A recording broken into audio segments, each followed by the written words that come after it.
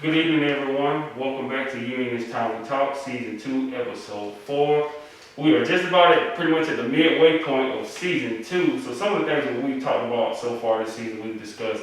Of course, we did our welcome back, and we discussed some things that were going on since we were last here from the first season. We discussed financial fitness, mental health, and this week we'll be discussing the UCCRP, which stands for Union County Community Remembrance Project. But first, let me introduce our team today. Once again, we have Ms. Tamika Wilson. Also, we have Ms. Anastasia Booker and Mr. TJ Booker. And joining us very shortly, we'll have Equal Justice Initiative co-lead, Ms. Kate Borchard Schoen. Hopefully I said that correctly. Well, this will be another educational session for us. It's also for me as well, because this is something that is very new to me as well. But she will be joining us very shortly. So before we get to our guests, let me talk to the panel again today. So what do you guys kind of expect, from this session today? Because like I said, this is also new to me. Some of the things that I can honestly say that when I was coming up and growing up in school, like some of the things just looking at this paper was very new to me. I didn't even know about. So what do you guys hope to get from this conversation today? Information. I've been following Ms. Tamika and her group for a little while past the summer, and I thought it would be some good information that we can get to lead people to understand the project, so that it'll be very informative. So that's hopefully what I can, just get some information off of it. Right. Information, some historical facts I didn't know about in our own town, just some historical knowledge. I know I read about the Dr. Long building, and I recently just heard some of my coworkers who are older speaking about it, so it kind of stood out to me. I was like, okay, there was a doctor's office. It was a first black, African American owned hospital, and it was right here. I didn't know, we had all that going on here, so I'm excited to learn some knowledge I didn't know. And while we're getting everything set up for anybody that's watching, if you have any questions or concerns, please always feel free to comment. And if you have any questions for us during this episode as well, feel free to leave those kind of comments. But she will be joining us very shortly. But I want to ask you guys also, how come you think we haven't heard about some of these things that have been going on in our community? Well, of course, anytime you talk about heritage or history, it's going to be downplayed, or it's in the past, but you can walk out and see it in your face. Anytime you go pay your bill up at the courthouse, you'll see the Confederate Memorial. But when you mention learning the history of what really happened, I'm not big on that, or that's in the past, it ain't nothing I can change, but it's in your face. Mm-hmm. So some of the history that we're going to be talking about today, one in particular, I'm going to leave that to the expert panel who actually spearheaded this project, Ms. Tamika and her group. But so you get a lot of that. Well, I didn't do it, or it wasn't me. But you just realize so many things that happen in history affect the future. Mm-hmm. I get flying mad when people say what happened in Tulsa, and like they just happened in Tulsa. No, it did not. That happened to everybody, because that let me know that if you decide to do what Tulsa did, this was going to happen to you. So now my grandfather, my grandmother, all of them had to pump brakes because they had, they didn't want that to happen to them. So that's how deep history is, and history not remembered will be forgotten. Absolutely. Yeah, and I'll say, like Tina said, is for me it was some omitted historical lessons that we weren't taught. It's the ugly truth, and sometimes we want to keep the ugly truth out of the eyes of the public, but it's needed information, because it's right here in our own town, and we didn't know some of this stuff. Like about historical facts that happen throughout the nation, but what about your own town? I feel like that should Maybe we should implement that in schools a little more teach our kids a little more about the union. Mm-hmm. And I think it's important, like you said, just piggybacking off that. That was also going to be one of my questions was, should that be something implemented? Because we spend so much time in school learning about so many other cultures, and why not learn about what's going on in our community, what impacted our community, since we take the time to know everything else, you know, learn about what's going on here. And it's not to be divisive, but it's just important to know like our culture, and because we've impacted so many things, and you know, like I said, if we don't talk about this, sometimes it may come to a point where, you know, our history will get wiped away and people won't even remember, like you're saying, like this stuff that happened, like I didn't even know about. So that's why I said it's also important to, you know, talk about these different things.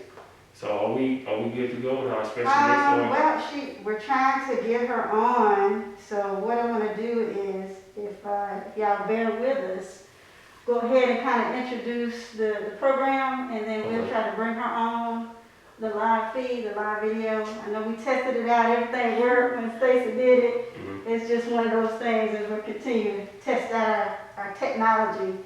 But thank you for letting us come and participate today with respect to the Union County Community Remembrance Project. Mm-hmm. So as you said before, Carlos, I'm one of the co-leads for Union County Community Remembrance Project. Its inception was well before 2019 when I got involved. And Kate Borchard, who was our guest, she's a historian, and she worked for the State Parks Service as well. And her and Nate Johnson and Al Hester, who are also historians, they happen to be white people. So that is, you know, I like to make that plain, that is what it is, the impetus behind some of this information. They were familiar with the Equal Justice Initiative, which highlights racial injustice, social injustice, in particular lynchings all over the country that have been basically kind of, you know, camouflaged. Nobody talks about it. We know it happened. And one of the things that they wanted to do here in Union County was really bring that story to light. And we know as a community, and you mentioned it, Stacey, that it's hard to talk about, right? TJ, you said the same thing. But we're not trying to shy away from it. We're not trying to not talk about it, because this is history. And I think the connection to now is you have the issues with police brutality. And I would say that's not everybody, it's not every police officer, it's not every individual, of course. But there's something going on in our country where that doesn't shake us to our core when someone is killed and they happen to be black at the hands of other folks, and there's no repercussions, right? There's no, you know, Elijah McClain was killed, and they recently opened an investigation on him where they came back and said that there was no reason for Elijah McClain, a young man in Colorado, that got stopped for no reason for him to be gone now, right? So there's too many stories like that, and we know that there's too many stories in our history. And Union County had a significant history with the Union County Jail. In 1871, it was a jail raid lynching there, and 12 men essentially were taken out of the jail back then in January and February timeframe. We recently had our vigil on the 12th of February to commemorate and memorialize that activity. And, we know for a fact that events that led up to it created that mob mentality along with the KKK presence, right? And subsequently, people who were not involved in the previous incident were killed, were lynched, right? And how many times has that happened in our history, unfortunately? So we want to bring it to light, we want to talk about it, we want to do it in a fair and equitable way. We want everyone to come to the table to talk about, what does that mean for our county? What does it mean for our society? How do we talk about it truthfully? We coined the phrase history, not division, because it is the history, and it's not just black history, it's our history in the United States. So specifically, some of the things that we've been looking at is trying to get more people involved and engaged in what we're doing. to include the churches, because there's a lot of history there. There are churches that were involved in that Reconstruction period to make sure that people were protected, to make sure that the fallout as a result of those lynchings, the families that remained, the wives and the children, were actually compensated for those incidents. So, you know, to us today, that'd be like a civil lawsuit, right? Wrongful death. Mhm. So something similar happened in the 1870s as a result of these lynchings. And so that just kind of gives you a broad overview about what we're doing. We're having a church Q&A on Saturday at 3 o'clock over Zoom. We're going to put out some more information about that. It's on our Facebook page. And we're also having a Descendants Q&A. So I know the Booker line is the Mose Hughes line. It's not related to the 1871 jail raid. But Mose Hughes is one of those individuals that was lynched during the Reconstruction period. And his name is one of 4 that is listed on the epitaph. If you've ever been to Montgomery, Alabama, and they have a lynching kind of memorial there. And they're basically hanging pylons, and all of the names have been inscripted into those pylons. And Mose Hughes, and we may be related to TJ, from Union County specifically. There's ones from Lawrence County, all these different places all over the country are represented there, and that's part of the Equal Justice Initiative side. Our goal is to get all of the names in Union County. We know there's at least 22 that's total. That would include the 4 that are already recognized. That would be recognized in the national lynching memorial. So we have a lot of ambition and hope for this program that also includes the potential for preserving spaces like the Elder Belong Community Resource Center, the hospital, SIMS, portion of SIMS. How can we work together to preserve some of those historical places that mean something to Black people in Union County? So this is just a little taste. I can continue to talk, but I want to get your questions. I gave you a lot of stuff to think about right out the gate. If there are any questions or concerns for anybody that's watching this, please feel free to, like we said, ask any questions that you may have. One of the questions I have, well, how long did you actually say that this has been going on in Union? Because this is, like I said, this is all new to me, so how long have we actually had the UCCRP? Right, so we there was a big meeting in about early 2019. Okay. And that big meeting brought community leaders, laymen, historians, civic and faith leaders all together. They met at Main Street Junction. That's when I got involved, actually. And I got involved through Curtis Hunter, my cousin. And she was one of the proponents to bring it to the table as well. So she's the director of tourism in Union County. And basically, the pitch came from Kate Borchard Schoen, and a group to talk about how could we actually, start a community remembrance project, because it is a formal project that the Equal Justice Initiative essentially, I don't want to say sponsors, but they help facilitate, right? Mm-hmm. So we do all of the work, of course, and then they help facilitate some of the things that we're trying to do and give us exposure and guidance, because there are multiple community remembrance projects that are going on. There's one in Greenville, South Carolina as well. So 2019, we created the committees. We have a fundraising committee, which I'm the chair. I've been trying to give that job up for a while now. And then we have a history and research committee, which Nate Johnson, you mentioned, TJ, who's the park ranger out at Rose Hill Plantation. He's the lead of. We have a marker, installation and soils collection committee, and Curtis Hunter is the chair of that one. Programming committee chair is myself, and then communications committee is Rebecca Rochester. She's the chair of that. So we have a diverse group of folks that volunteer, raise their hand to say, hey, how can we be involved and do this type of work? and continue to tell these stories. The reason you probably haven't heard a lot about it is because of the pandemic. You know, we had a lot of things planned and we had to essentially kind of back off. And then we're trying to, you know, reset and restart in a safe way. So having outdoor events, like we had on February 12th, where the participants drove up as opposed to standing around in a group or a circle. And then we've actually published that on our Facebook page, which is private right now because there are people who have something negative to say about everything, right? Yeah. So we don't want trolls, we don't want folks who want to come on and have an attitude or say something negative about what we're doing because we're trying to be positive.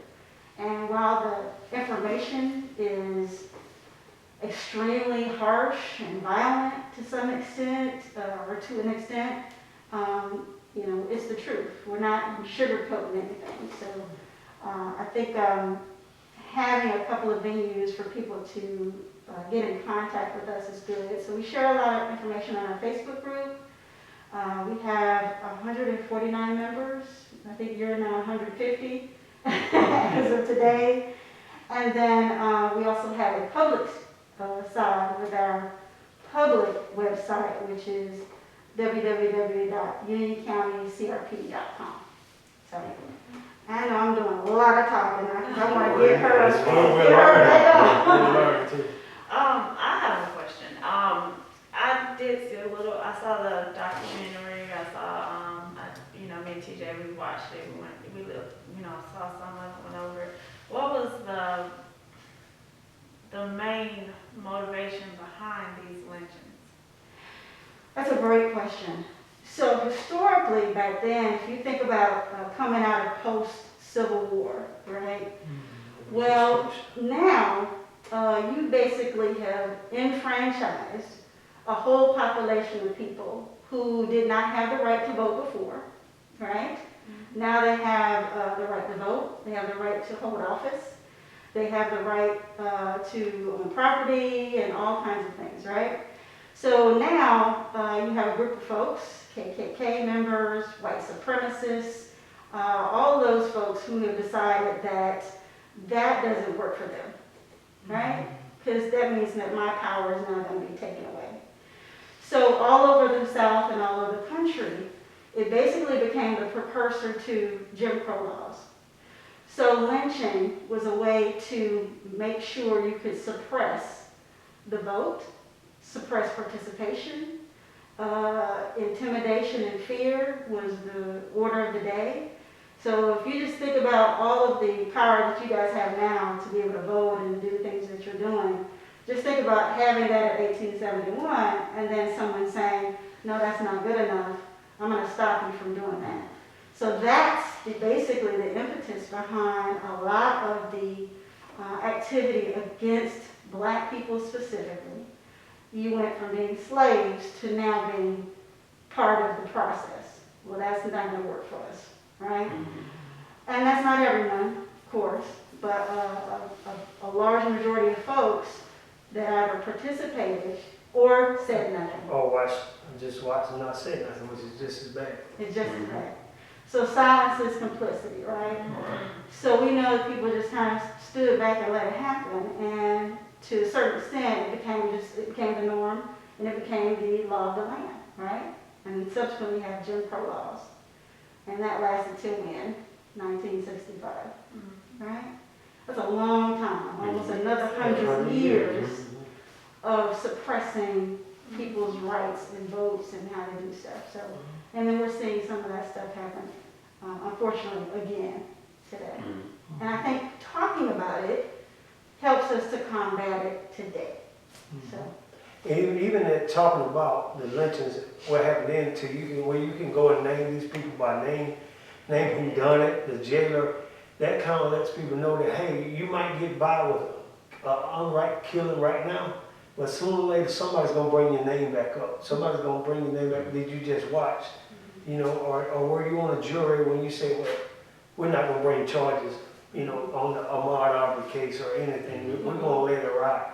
And just know that you may think you're getting away with it, but your children, even when you're dead and gone, it could come back up, you know. So if this coming back up from 1861, 1871, just imagine, no matter what you think you can get by with, it's gonna always, what's in the dark, what they always say? Come to life. Come to life. Yeah. And I see where you're going with it. It's not like you're trying to throw shame on anyone, but it's just to build. In order to, you gotta address the elephant in the room. Yeah, You know, absolutely. because that's what's going on right now. Today, why do we have that division between, you know, police officers and people sometimes? Because, you know, the same thing can happen right now. And if it happens and no one says nothing, no one does anything about it, you know, you're back to where you started. Yeah, yeah, for And sure. it's a good history lesson for adults as well, you know, because it should be basic information we have gotten at an earlier age, because you get a lot of information. You get information on slavery somewhat. You get, your children get field trips to plantations, you know, you get all of these things, but it's somewhat sugar-coated. Oh, yeah. And, you know, your kids, all they know is, oh, we were indigenous, you know, or what, enslaved people, you know, there were enslaved people that had to work. They don't really get the full story, and they don't understand that after slavery, as you said, these people all of a sudden became a part of the community. It became part of society, and it was ripped right back from for what, another 100 years. And they don't understand. They get pieces, and it's like that piece is taken out of history and not taught to us, and you learn it as you get older. You know, and it was there the whole time. And like TJ said, you hear about Rosewood or Tulsa, and you're like, oh, I can't believe that happened. But it's like, guess what happened in your town? Yeah, and it really is this kind of I don't know.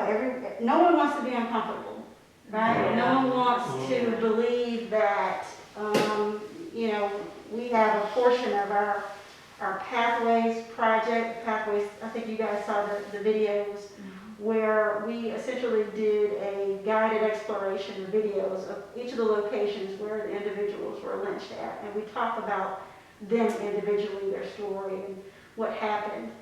And, you know, what you're realizing is that, well, the people that were the victims, well, the perpetrators, their descendants are still here, right? So no one wants to kind of own up to the fact that, yeah, my great-great-grandfather or uncle or whatever may have been part of that activity, you know, those lynchings, as a perpetrator, right? You know, even our own history, you don't want to find out that somebody, you know, did something wrong in your history, your lineage. But these are facts. We're not making anything up. One of the things that we stress is that, you know, we have multiple written sources of the information from those times that talk about the incidents as well. So it's not like, you know, this is hearsay or, you know, this was passed down and passed down. However, we know a lot of our stories, Black stories. The only way we know about them is because someone told us something about it. So, you know, while there's a certain amount of hearsay that, you know, is not what permitted in a court of law, right? But we know that witnesses to those events pass that information on to their ancestors, to their descendants. So I just look at it as, you know, you talk about the elephant in the room. Do you want to be that person that is saying, oh, that didn't happen? Because now you're telling a lie to yourself and everybody else, right? When you know it happened. And I'm not saying, you know, jump up and down and say, yeah, this, my dad, my great-great-grandfather was in the KKK or anything crazy like that. But I think that there is an opportunity for white folks and Black folks in this community to start having those conversations. And you know, I'm proud of the fact that we've actually briefed folks like Sheriff Bailey about this, because we want to have a historical marker that's placed at the jail. And that historical marker is going to talk about the history. So we've got the verbiage approved already. And then we just have to get the marker actually built and made and then in place. And we hope to do that in June. And then we're looking at other historical markers to get placed in June for the rest of the individuals. So we have a jail one, and then we'll have another one across the street at the Elder Dillon Community Resource Center. So you really would have kind of this storytelling that happens right around the courthouse, right? You know, in this community of people that were exposed to this, that this happened to. But what was key is that there's resilience after that, I think. You know, we didn't just go away. We're all still here, right? We're still successful. We're still doing things in this community. So I'm excited about this. I'm passionate about this. And I feel like there's a lot to be done here in Union County as a result of it. You know, I appreciate your work, hard work. It does makes a big difference because once you put it out there and people see it and know and say, look, how can we move forward? Yeah. And I think that's your whole big point of the whole thing. How can we move forward? Absolutely. And how can we not end up being back in that same place? And you know, I would think it would help open eyes to those who turn a blind eye to things. Understand why you shouldn't. This is what happens when you turn a blind eye. You know, instead of saying that doesn't affect us, that doesn't have anything to do with us, or, you know, it's not true, that's not real, when you could clearly see it. Sometimes speaking up, it helps others, you know, even when it doesn't involve you. If you speak against it or you don't approve of it, you know, sometimes that helps others, because now you have people who, you know, feel like Black Lives Matter, that's a hate group, or what is the need for that? You know, that was in the past, everyone's treated equally, but yet, when you see an injustice, you turn your head to it. You know, this was an injustice. Yeah. And how many people turned their head to it? Would it have happened if they would have spoken up against it from the get-go? You know, it's something to look at and learn from. And I don't know if a lot of people know about it, but these people that were lynched, a lot of them were actually government militia that the government ordained and gave them the power to try to help protect their own community. They had government-issued weapons. That the government, there was employees actually for the government, and you know, people saw fit to say, look, we're going to go take their lives because we don't want you to do it. And you tell us, say, well, you know, you're supposed to respect the law. But actually, they were law. You know, and then the law who's supposed to help protect them was the very ones that end up helping take their lives. You know, so. Yeah, I like that you mentioned that. So, you know, some of the background of the individuals that were lynched, you know, Captain J. Alexander Walker was actually a militia member. He was an African-American militia member, black militia member, which is essentially the National Guard back then, right? So you imagine that someone in the National Guard is actually being lynched because of the color of their skin, right? So people don't realize that these aren't just names, you know, on a page. You know, these people had lives, they had families, they were husbands, they were sons, brothers, and some we know didn't have any family to maybe mourn them or fight for them. This was a case that was investigated by the Pinkerton Agency. You ever heard of the Pinkertons? You see it in the Old West. The Pinkerton Detective Agency actually sent down agents to interview folks, and there were a few folks that actually came forward that talked about it, like Eliza Chalk. And, you know, unfortunately, nothing came of it because no one would name the individuals, right? So you have a big cover-up of the actual lynching itself. So it is really sad, but I think that the sad part can be overtaken by the fact that we're continuing to have this discussion today. So. And you know, to me, when I saw the video, I saw where you were standing, I think it was you on that part, when you said where Captain Walker was in that area where he may have been lynched. And I said, is that near Walker Heights? And I don't know. and I was like, I'm pretty sure it's near Walker Heights. And I was like, I wonder if that Yeah. has something to do with the name of that street. Because, you know, I was like, that's kind of a coincidence. Yeah, it's possible. You know, it's actually the same area that Elder Belong has a house. He has a house over there. So it's weird how everything kind of comes together in latter days. But yeah, I need to do some research. I'm gonna find out for sure and see exactly if that was a namesake for the gentleman out there. And my thing is always is to Christian folks. When you see injustice like this and you say you're a Christian, when you go to your own Bible, you see where the Bible says that if you had a brother that was beaten, robbed, killed, and stole from, and the Levite actually and the priest who was supposed to be God's people, they walked across the street and said that didn't happen, or I don't see that, or that don't involve me. And I think it's God is always giving us the opportunity to correct our mistakes.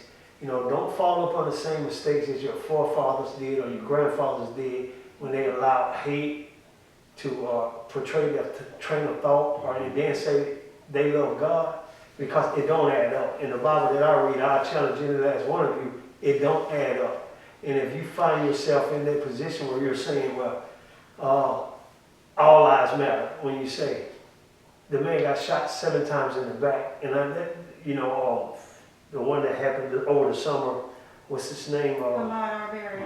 No, not Ahmaud. No, the one that got shot 5 times. The police shot him in the back 7 times. Oh, Blake. Blake. Yeah, Jake. Yeah, Blake. When Blake got killed, the officer actually held his shirt up while he was dropping bullets, so he couldn't even fall because he had him by his shirt. And you sit right there and you watch, and then you turn around and see what happened at the Capitol. Just do the same thing. Do everything in your power. If you're a police officer, you're saying, well, I stand with police, I back the blue. I back the blue too. But blue, you gotta do right.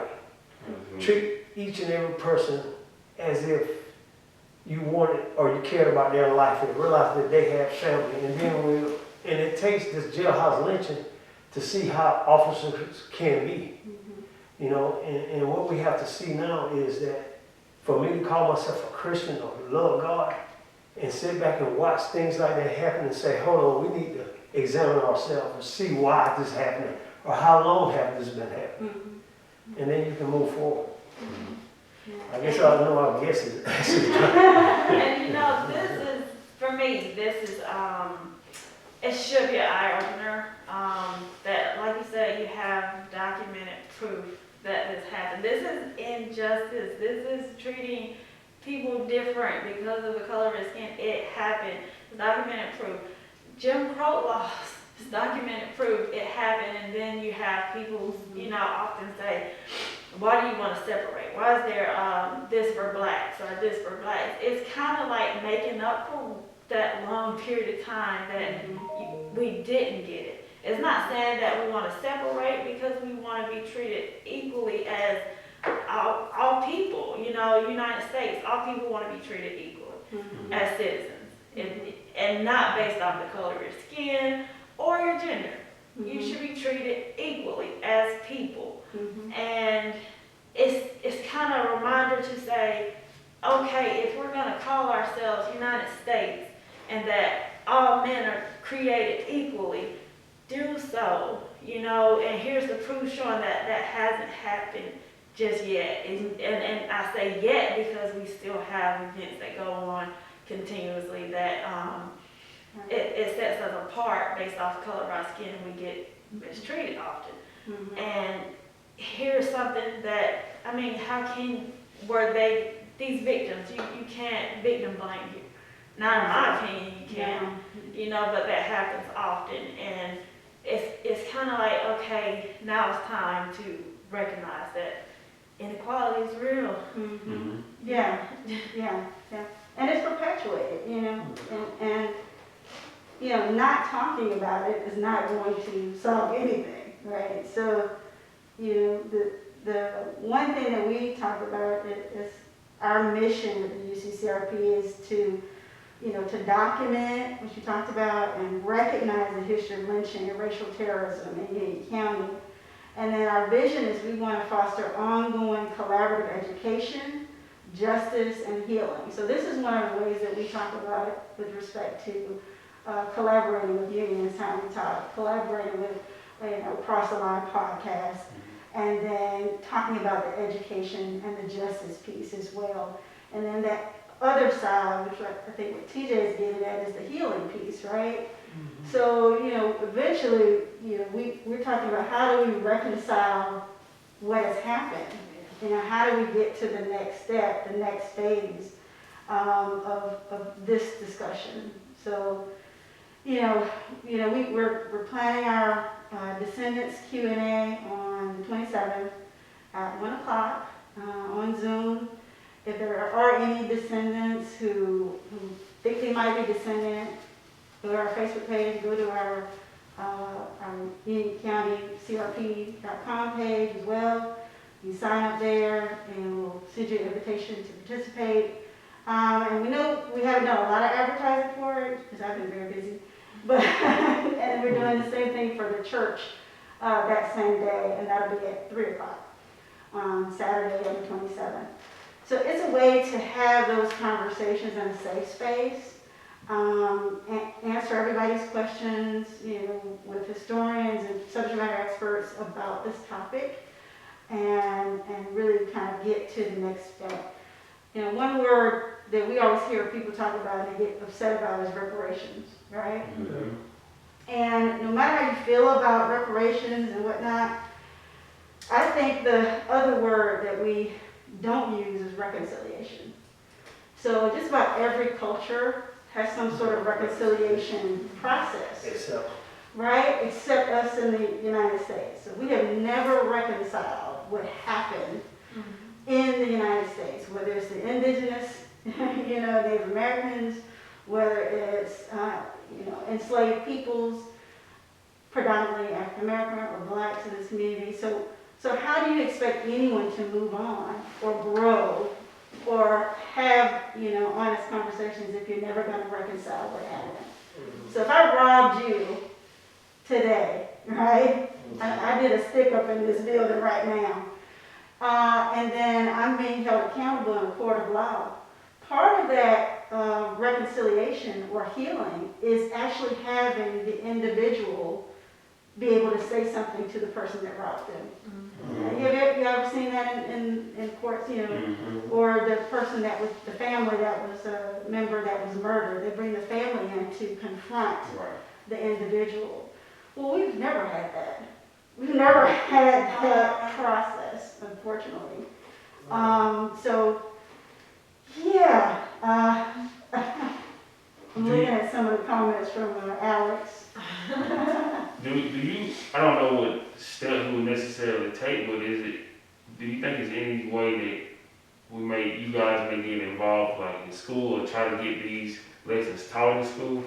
That's a great question, So one of the things we did do was, in that collaboration space, is we talked to Dr. Latanya Means, the principal for Sims, and it's still in the works. Nothing has been agreed to yet, because I don't want to put her on the spot. But we present an opportunity for an after-school program that talks about ghost boys. And she actually recommended the book.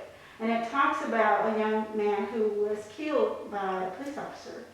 And what we did was we tied that to our kind of equal justice initiative efforts to have a curriculum that really gets after what does that mean.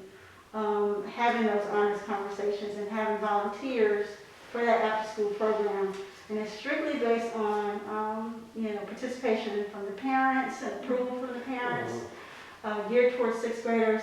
So we're hoping that once we actually get the superintendent engaged and continue to progress with this effort, that will be one of the programs that we can offer to young people.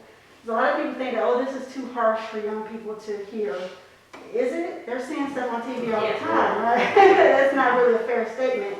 I think what's unfair is for them to see something and never have anybody give them the context or talk about it, or give them the ability to understand what they're seeing and actually be able to heal. Because, you're talking about traumatic experiences that we are all seeing on TV and the news and everything else, and never really kind of addressing it or talking about it in an honest way. And then we also have USC Union invited us to have a lunch and learn tomorrow at noon. So we're going to do a lunch and learn with our committee to talk to their student population and their faculty about the UCCRP and what we're doing as well. So That's good. and then the other thing is we're trying to do an essay contest at the high school as well, because there's a scholarship associated with it. Yeah, hear that, guys? A scholarship associated with that. Yeah, there's a scholarship associated with that, and we want to do that. We were gonna do all of these things, before the pandemic, right? The COVID hit. So we're having to push some things to the right. So we're looking at the fall for a lot of this activity and next spring. So we may be able to do the essay contest this spring, but it's already practically March, so we might not be able to get to do it, and we'll see. But man, I hate I didn't get to bring on Kate. Can she try again or something? I'm looking for her. I see other people. Tim Satcher Bailey, Crosby, let's see, Alexander's, Tucker's on. I can't see anyone else that's on. They had up to 8 folks, so I think maybe she had the issue. on your phone. Let me go check real quick. Stand by for technical. So while we wait, one of the things I wanted to ask you, if we can get her on is Kate, but hopefully we can get her on. One of the things I was going to ask her, but I'll ask you guys instead. When you see these things, this long list of death on this sheet of paper, like how does that make you feel, like seeing this type of stuff that happens to our people? It don't surprise me. It don't surprise me at all. You get numb to it after a while. And that's sad to say. But what made me feel worse about that is people who watch the same thing go on today, and they have nothing to say about it, or you trying to stir up trouble. That's the only, that's the majority, the worst feeling I get out of the whole situation is that somebody will see that today and not try to do something about it or say, police lives don't matter, so nobody's saying police lives don't matter. What I'm saying is that if somebody do a crime, they need to go to jail for it. Or they can get arrested. Do everything in your power not to harm. And so most police officers do that. So I'm not going to sit here and say some actually partake in injustice. A lot of them will actually go out of the way not to hurt or shoot anyone.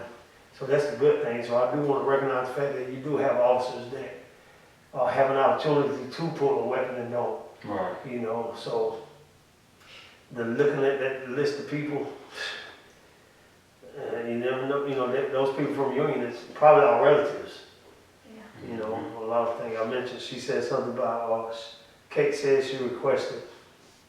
Request again, Kate. I think I'm getting her on now. She's adding. And If we do this, we're going to all She's celebrate. For me, I see a list of possible fathers, husbands, brothers, uncles, all that. You have to recognize that that's someone's family, and it could have been a family that depended on that person that you took out of a household, a son that grew up without his father, and those type of things, based off the fact that you didn't like that they were of a certain color, or they were black, and you didn't like it. You didn't feel like they had a right or a power to stand up against something, and you took their lives. Their lives were taken because of that, because of hate. Right. And it's like, look at that list. You know how many families were affected when those people were killed? And that list of people, that tells me right now, when I hear somebody say, well, I don't vote, or it don't matter, don't you know when you vote, you become a juror. You know, those guys stood trial. The perpetrators, I think they did stand trial, didn't they, to make them were found not guilty? In most cases, none of these individuals stood trial. Oh, most of them, okay. So, She's on, we All got, right, we we got got Kate a on. historical moment here, we finally got to add someone. Hi, Kate. can you hear us, Kate? Okay. Might have to check that speaker as well. I think the speaker went down. Did it go off? It might have shut off. I think the battery went down the speaker. If it is, you probably have, we could hear pretty good from the other speaker. I think There there it is. I think. Turn it back on. Can you hear us now, Kate? Yeah, I can hear you. All right, we got you. Okay, awesome. Look at that. It took me 45 minutes. I was trying to hold it down, so I left some stuff for you to talk about.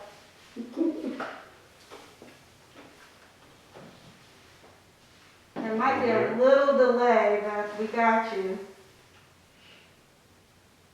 Okay, I can't hear you guys anymore. I think there's a delay. Yeah.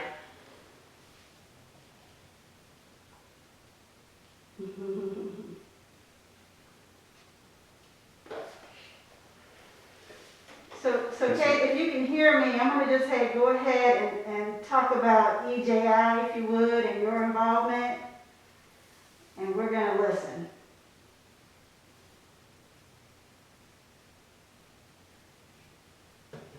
She can hear us.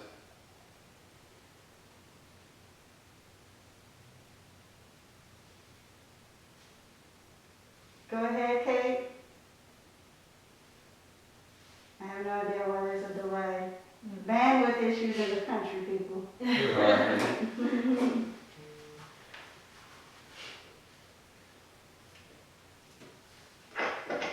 There we go. Can you hear us, Kate? Go ahead. Oh, she's saying she can't hear. And Alice is saying that the sound is low Kate now. is clear. He says she's clear. Oh, okay.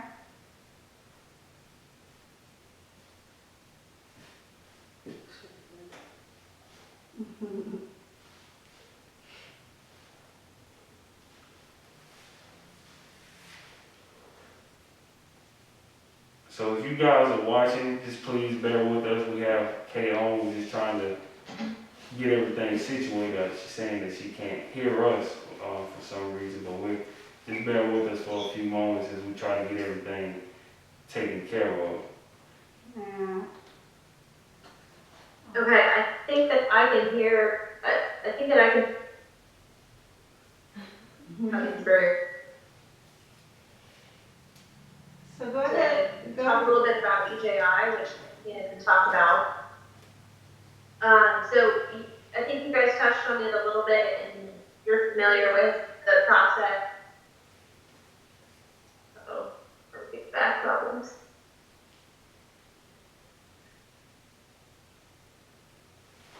A little bit of delay here. Yeah. I can see her talking, but I can't hear her. Right. And there's an echo. Okay, so what we're gonna do, Kate, is we got you on video. We're gonna continue to talk and have you kind of participate. Play from your phone. Play from my phone. Yeah, this is something you hear from your phone. Oh, let's try that. Okay. So I may have to turn this off. Yeah. There's an echo. Hi, Kate. Can you hear us now? I can hear you. Okay, All good. right, okay. So would you tell us a little bit about EJI? I think I'm still having the echo happening. Hi, Kate. Can you hear us? This is big. I can hear you. I know he was, but I got a lot to go. Well, we were listening from this phone. Yes, Go ahead and talk about EJI. We won't interrupt. Go ahead.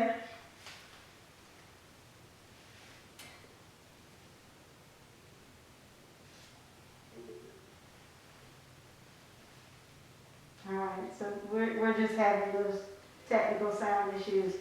We got a lot of things running at the same time over here. We got phones running, we got everything running. So, Kate, I wanted you to talk about the Equal Justice Initiative. So what we're gonna do is Seven might be good. have you just call in. Okay? So can we give her a phone number to call? What's your number?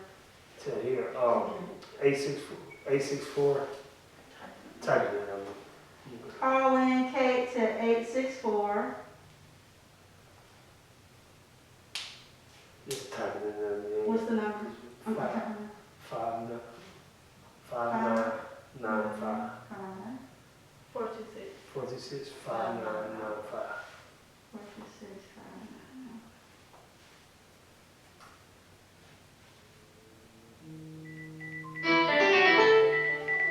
It's probably your phone.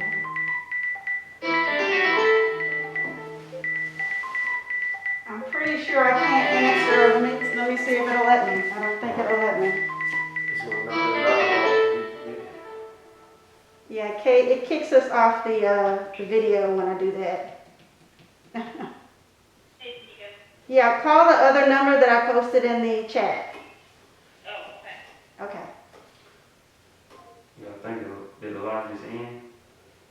I just hit resume. Okay.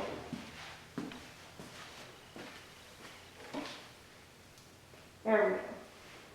So she should be calling that number. And I have a question about the victims. Yes. Were any of their bodies found? Were they properly buried? Oh, yeah, of course, they're buried. That's a great question. Hey, Kate, can you hear us now? Yeah, I can hear you. All right, thank you. Probably should have did that right out the gate. I think our guests can hear us as well. But we tried. You know, we tried. You did an awesome job, though. Oh, I'm thank confident you. in what you said. Thank you. One question, Stacy had here, just quick introduction, Stacy Booker, TJ Booker, and Carlos, all part of the panel for me this time we talk, and of course I am too. And Kate, one of the questions was, do we know what happened to the victims as far as their bodies, and were they buried appropriately? What happened to them? Do you know? Yeah, so it's a very, I'm hesitant to describe in full detail exactly what happened to the bodies. It's very, very graphic. In a lot of cases, the men's bodies were so mutilated that they were unrecognizable. There were cases where we think the community came and buried the bodies. They were usually, if that was the case, they would have been buried in an unmarked grave. There are cases where families were forbidden from touching the bodies, and so the bodies decomposed where they were left. That was the case for Lewis Thompson, who was lynched in the late 1800s, and it was very, very graphic. Probably one of the most graphic lynchings that happened in Union County was the lynching of Lewis Thompson. And his body was mutilated and tortured. He was tortured while he was alive, and then his body was left on the banks of the Tiger River, and the Klan forbade the community and his family from burying his body, or they would retaliate against his family. And so there's a lot of newspaper articles from that time that document that oppression. I mean, really, it is oppression, and it was specifically designed terrorism against the Black community. So it is, a lot of times it's extremely traumatic what happened to their bodies after their death. Yeah, I didn't even really think about that. That's stunning. That took my breath away when you thought about that in the terror. Yeah. That gives you a little more visual on it and kind of just opened your eyes a little more, because it's like, wow, like this went on and people saw it, and I mean, it's almost like the Klan was the law, like they were the law. Mm-hmm. They were the law, Yeah. yeah. Mhm. Quite a few of them were back then, and I don't think it's a stretch for us to say that they were judges, they were pastors, they were jurors, they were landowners, they were business owners.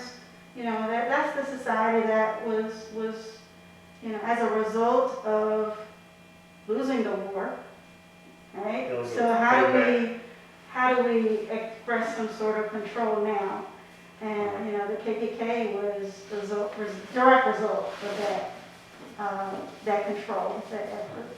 So, Wait, well, I was gonna ask you, like, but think about it, the Klan and stuff, in doing that, they would actually celebrate and they would pass that down, what they did to their family members and on to each other. How would they, I mean, it was something that they would brag about and kind of pass on down to generation to generation, say, we did this to kind of keep this, let the North know that they weren't gonna run the South. Was it that kind of thing that went on?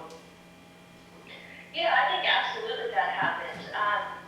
We have several different kind of historic records that speak to that. So there was a white woman I think her husband was probably in the Klan. She wrote this kind of expose piece at the time that named all of these different white people in Union County who were in the Klan. And she talks about how she and some of the other women were involved in making Klan costumes and, kind of supplied the Klan with food. And so these kinds of things, it's not just, and I say that, one, to kind of emphasize that people were bragging about this, and two, to emphasize that white women were not exempt from the acts of the Klan. The white women very much fueled and were part of the Klan from the beginning. We often talk about white men, but it's important to recognize the role of white women in that too. And then, also I think really the point of it, if you're looking at it from the perspective that the point of this terrorism was political and social control of Black bodies, it's very clear why these white supremacists would brag about these events, because they wanted it to be known. They wanted it to be understood that Black freedom was not something to be had, that there was physical violence waiting for you if you tried to engage your rights. I think it was very much a situation that this was widely known. For example, D.C. Gist, David Gist, who was the son of William Henry Gist, who owned Rose Hill Plantation, it was written about him in his eulogy that he was a Klan member. So this is the kind of bragging, and I think bragging is kind of a non-academic term, but the kind of showmanship that went on with the Klan. Kate, this is Carlos. I have a couple of questions for you. One of the things when I look at this list, it's a very lengthy list, but one of the first things that comes to mind that I think of is how many more people were there? Was it more people that were victims of this, or that went unknown, or is this the total list? And how many people did this actually happen to? Yeah, so right now we have somewhere in the range of 20 victims that we know were lynched. However, I don't think I think that is the minimum that we're talking about, historically speaking. There's a lot of lynchings where there's someone who says, well, this unnamed man was lynched, and so, the records aren't entirely accurate in that. There's a lot of people, I think, that were lynched and that had other types of violence happen to them in the vein of lynching that we don't have record of, or that we haven't discovered yet. And so we're kind of continually doing this historic research and finding more details and finding more descriptions of things. So, I fully think that number was higher. If you look at his website,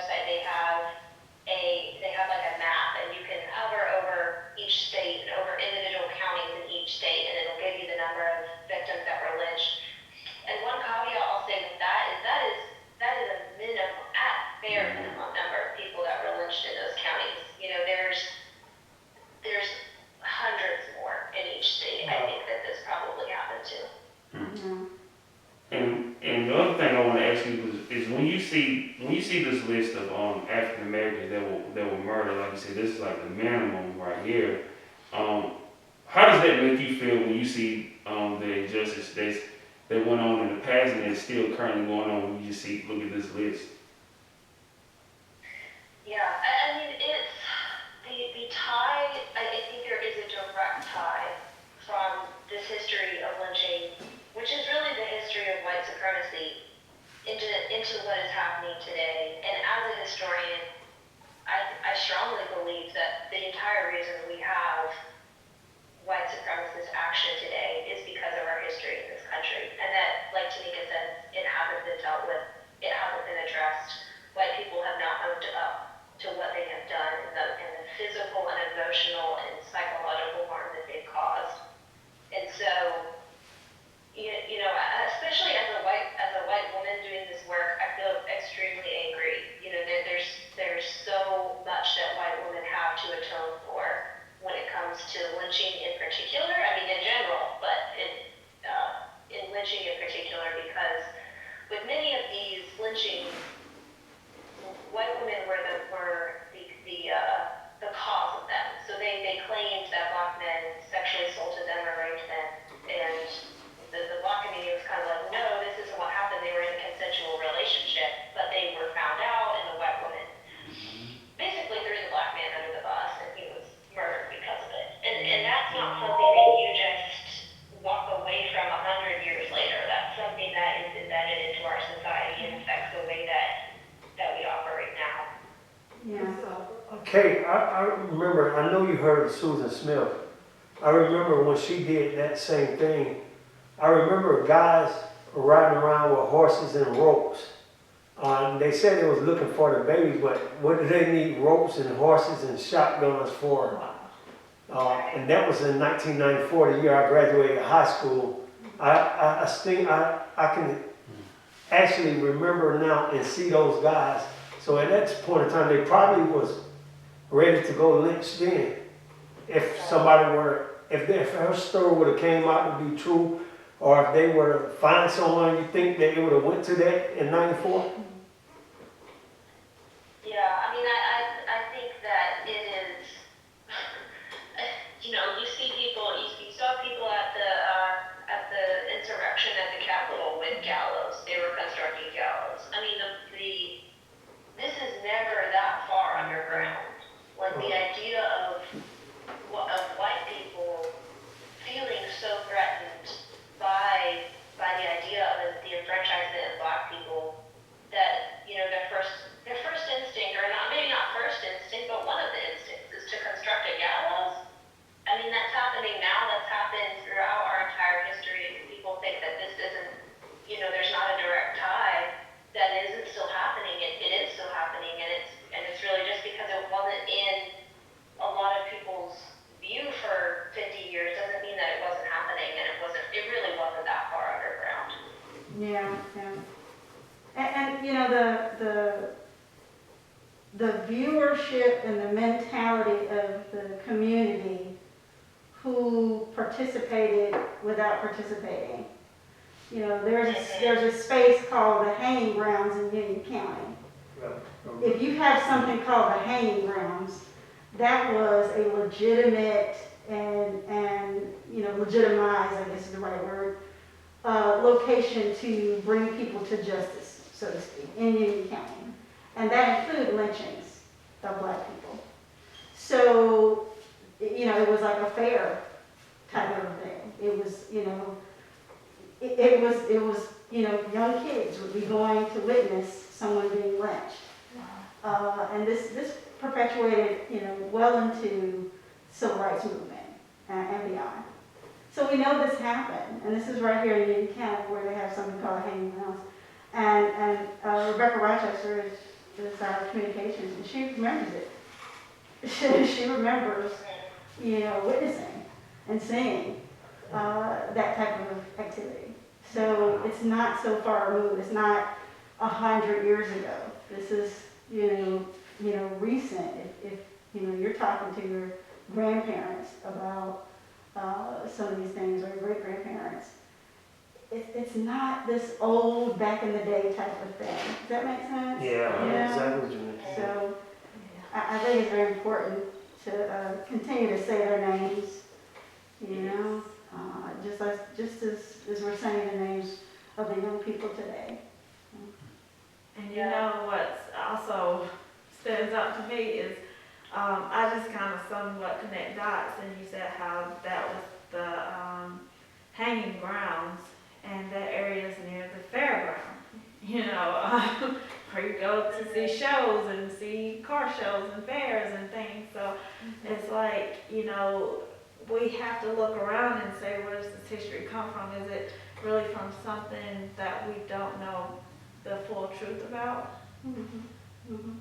Kate, I want to ask you, just from your standpoint, why do you think having these types of conversations make a lot of people uncomfortable? Yeah, I mean, I think it puts white people in a bad light, and white people don't like to be put in a bad light. I mean, I think that's one of it. I think the other part of it is that the whole premise of white supremacy is that it can't be called out. That's how it has persisted and existed through history, is that it persists as the status quo. And when that is interrupted, people get very uncomfortable with that because it shifts the power dynamics. And so it puts white people in a position where they are not the heroes of the story, they are the villains.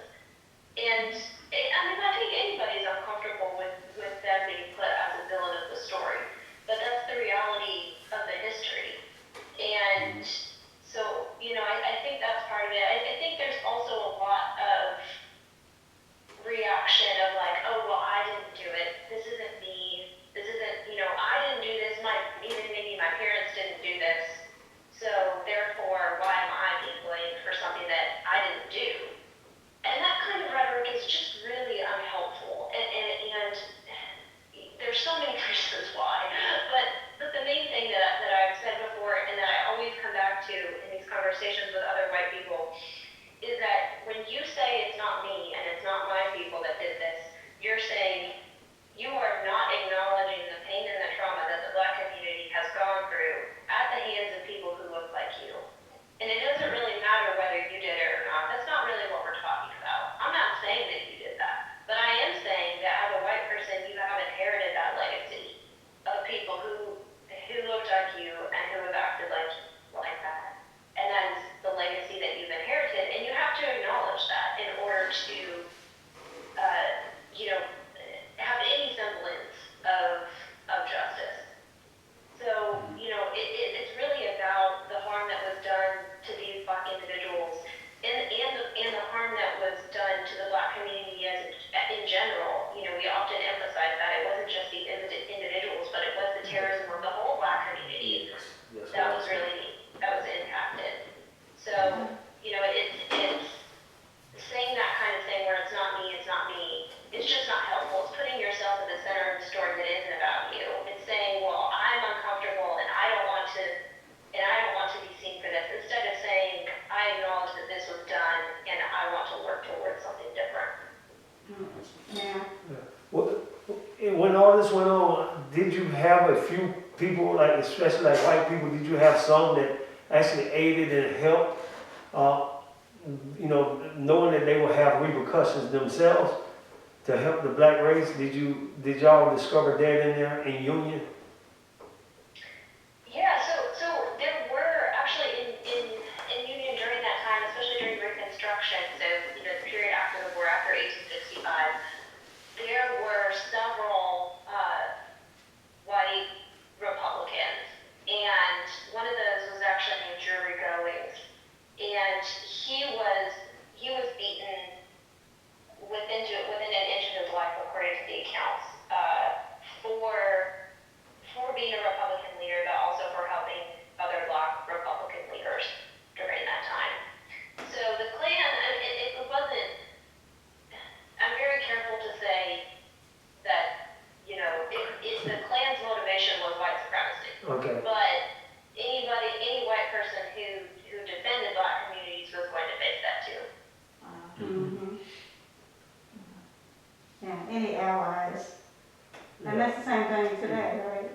anybody that allies themselves with, against white supremacists become part of the victimization as well.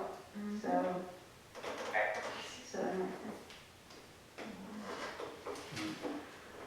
well, I have a lot of questions, but I think do you have anything else? I'm I'm stunned. still taken back by all of it, like, Kate, you're like standing in the room right now. We knew it, but it's like, wow. oh. And then when you say yes, right? I grew up. My grandfather was Booker and Jeter. When you grew up, and I just knew my grandfather. Her aunt name was his aunt name was Annabelle Gist, and they grew up on the mansion down there. So I'm looking like, wow. I mean, when you said Gist, I'm like, hey, you talking about my grandfather's auntie and all of that. You know, we knew we were Gist, Booker, Jeter, you know, and Mobley, whatever. So I'm like, wow. I'm stunned at the terrible account. I've done, and I could probably have a whole, 3-hour conversation with you about that family line. Wow. We've done a lot of research at Rosehill about the Jeters and the Bookers, and we've done a little bit on Annabelle Gist, and we actually did an oral history with a couple of people. So it's, I think that kind of family line descended from people who were enslaved at Rosehill and who were probably enslaved by D.C. Gist and William Henry Gist for sure. And D.C. Gist was a very well-known member of the Klan and committed a lot of terrible, terrible atrocities. So it's very personal. I get that. And this is, I guess it takes me, I'm taken back because I remember not too long ago, and this is my personal opinion and my husband's as well, my son went on a field trip with the school and he was told he was going to be taken, I forgot what they called it, but they did not call it a plantation, and I chaperoned. And we got there and it was a plantation, New York plantation. And I was just stunned at the information that they were giving the kids, and I understand they didn't want to give them, terrifying information, but it wasn't accurate at all. And that was like basic knowledge. It was like, oh, they lived in this cozy little cabin, and they fed them and they took care of the fields, and this was their job. And it took me back because as I sat there, I was like, are you really painting this like it's a fairy tale to these children, like they just worked on a farm? And That's the problem. and I was like, a lot of parents don't understand what their kids are getting. And you had someone dressed up like a slave and she acted as if she was so happy, and I was like, really? It really took me back because they portrayed it like it was just a farm. And these people lived here, and the people in the big house took care of them and fed them. And the school took them to And that was from the school, and that was the information they were given.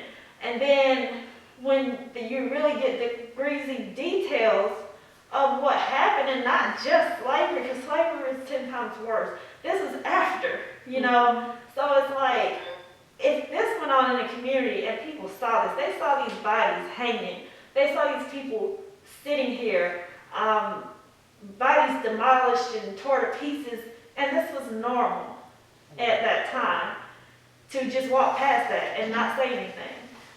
So it's like, our kids aren't getting anything close to that, and you don't have to paint it so graphic, but they do need to understand it wasn't a happy, jolly time, so it takes me back as an adult who knows a little more, but didn't know that much, that this went on.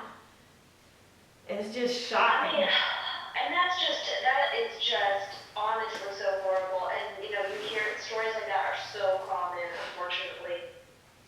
The school field trip to a plantation, and they're given this terrible happy slave narrative, which is just incredibly offensive, besides being completely historically inaccurate. And so it's very, it's very, very difficult to have that experience. I can imagine that. Hopefully there are historic sites now that are working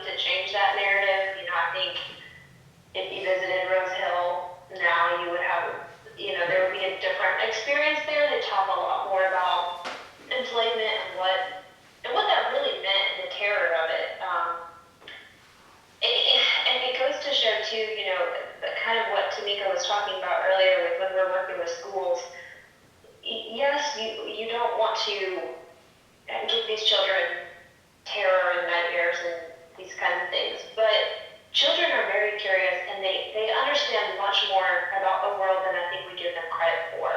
And to not teach them about this history and to not tell them that it was brutal and that it was scary and that it was bad is doing a disservice and is setting up people who will grow into adults who deny that slavery was bad, who will grow into adults that deny that racism is real or that say that Black Lives Matter or say all lives matter instead of Black Lives Matter. Like, that is who those people grow up into. And so,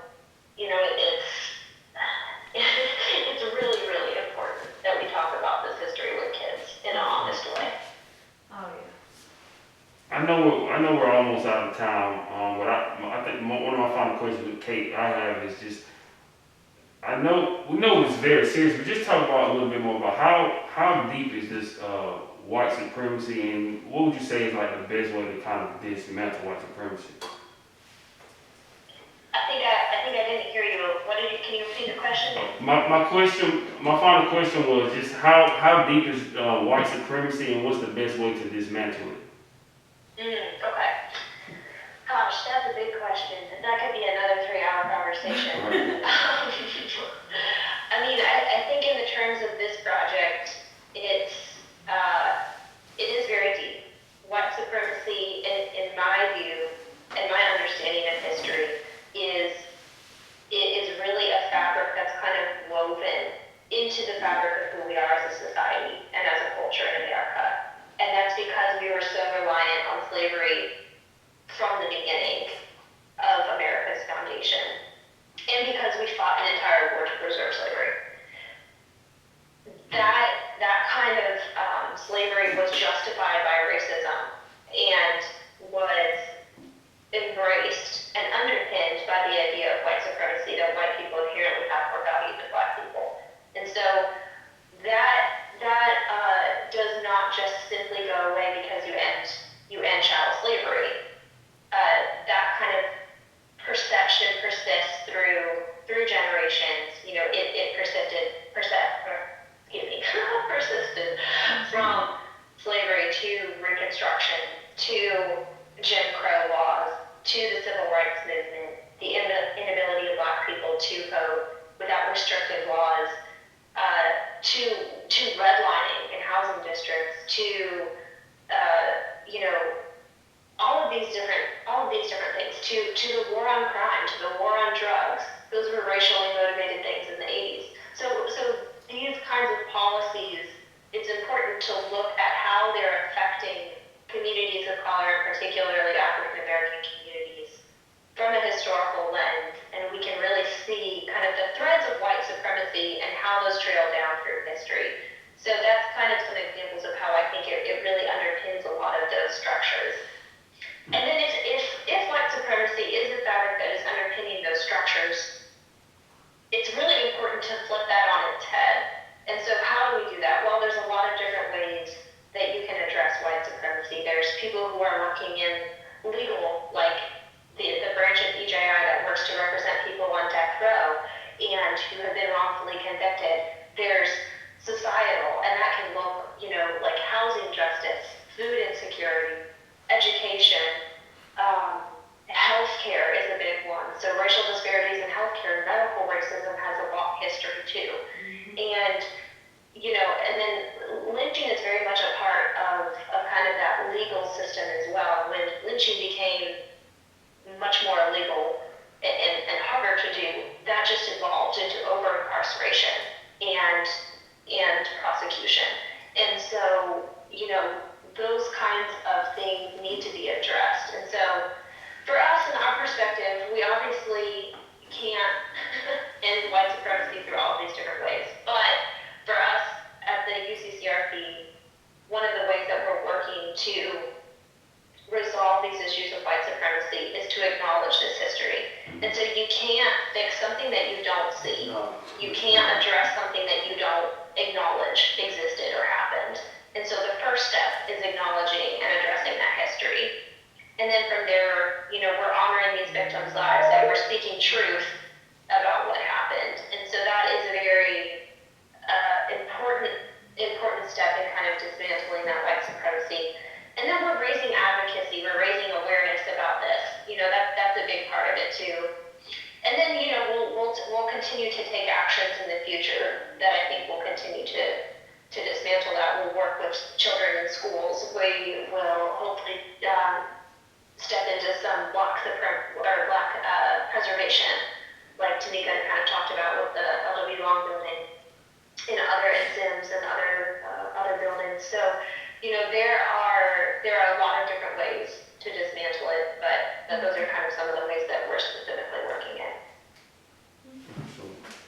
a good summation.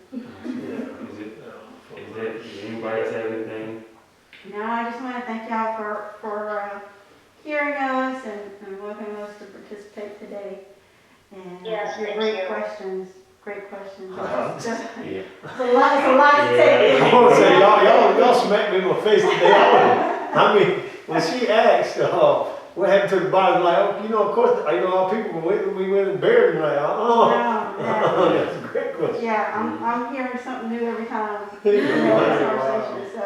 And I really appreciate people like you and Tamika, for you've been doing this since you've been here, and especially to see someone of white race who says, you know, what's fair, you know, we need Kate, you know, we need that, we need people who speak like that. And I want to let y'all know right quick when my son was doing homeschooling, and they was talking about Christopher Columbus, and then, you know, the kids doing Zoom. When the teacher said something about the story of Christopher Columbus coming over here, those kids went in on her. I like the poor little thing. Black, white, and said, he did not discover America. It was, I mean, white, black kids. I mean, They stole this they country. stole it. They were racist. teacher I was like, whoa. she had to redirect her whole lesson because it didn't go the way she thought it was going to go with the kids. So that's a good sign, you know. Yeah.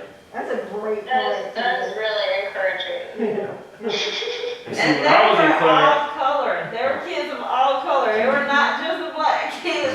I was just stunned because it was Fifth grade. and see, when I remember growing up, like when they taught us about Columbus, that was the main thing. They said he discovered America. So Right. that's the thing. Mhm. That's all they would tell us. So. Yeah. Yeah, I want to discover somebody's Jaguar. I don't think it works that way. But thank you again, guys. I just want to say thanks to all the people that have been supporting us, folks that have been making donations to what we're doing. We have a lot of folks that are contributing their time. If you think about, you know, educators, historians, all these people have full-time jobs, and they are also doing this work on top of that. Except for me, I'm retired. But so they're working, and they're not all co-located here in Union County. They're all over. We have folks in Columbia, Kate's in North Carolina. So EJI is spread out. So we have a lot of folks, and the Wagoja Foundation, which is the fundraising arm of the South Carolina African American Heritage Foundation, our commission. I'm actually a commissioner now, representing Union County as part of that commission. And what I'm hoping to do is to go into that preservation space as well, because I think part of what we're doing is not just the vocal remembrance, but the physical remembrance. So in addition to historical markers, in addition to buildings that mean something to the Black community and the entire community, how do we keep that conversation going? So we have soils collection that we'll be doing, which is part of this activity, where we actually go and collect the soil at the locations where these individuals were lynched. It's a whole ceremony that goes with it to honor them. One of the jars would go back to the museum in Alabama, and then we would maintain one of the jars here with their names on them. So we're working through a lot of stuff right now, a lot of activities and programs that we're going to do, and we want to encourage folks to continue to participate. And our initial culmination will be in June. We're going to do a Juneteenth celebration, and this will be part of that celebration out of Elderly Alone Community Resource Center parking lot, and our intent is to take over that whole block. So it'll be outdoors, we'll have vendors, so we'll be part of that celebration and that community engagement. So just a lot of stuff going on. How can people donate since you put it out there? Oh, that's a great question. Let me look at my handy dandy cheat sheet here. Okay, here you go. So if you wanted to donate, you make checks payable to Wegoja, that's WEGOJA, P.O. Box 1053, Hartsville, South Carolina 29551. And on that check, you're going to make sure you put UCCRP, or you can go to the Wagoja website which is www.wagoja.org/take-action. And you can pay using PayPal. And all of this is also at our website as well, which will tell you how to do it. And I can throw this up on This Time We Talk as far as any donations people would like to make. And we encourage folks to get involved as well. If you don't want to make a monetary donation, you want to make a time donation, that's just as important to us to have volunteers.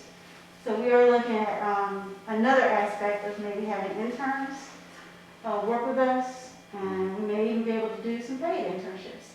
So there's a lot of things that we can do, and we're working on. Did I miss anything, Kate? No, I think that's it. I mean, if we have a volunteer who's real handy with money, then we can get you off of that finance. That would be great for you, I think. Yes. But, yeah, I mean, we just would be happy to have anybody join us, and we're happy to take your money too, so. Yes. Absolutely. So as we get ready to wrap this episode up, Kate, we want to thank you again. Thank you, Tamika. Thank you for all this great information. It's very valuable. It's a lot of stuff, like I said, it's a lot of things that I didn't know personally. So it was great to have this conversation. Like you said, we definitely need to have more of these conversations because it's very important to our culture and our community. But if you guys didn't get a chance to watch this episode live, be sure to watch it. You can go back and listen to it on Amazon Music, Spotify, Pandora, iHeartRadio, as well as my website, Carlos K. Smith. So until next time, hope you guys enjoyed this episode. This is It's Time to Talk, Season 2. Thank you for listening.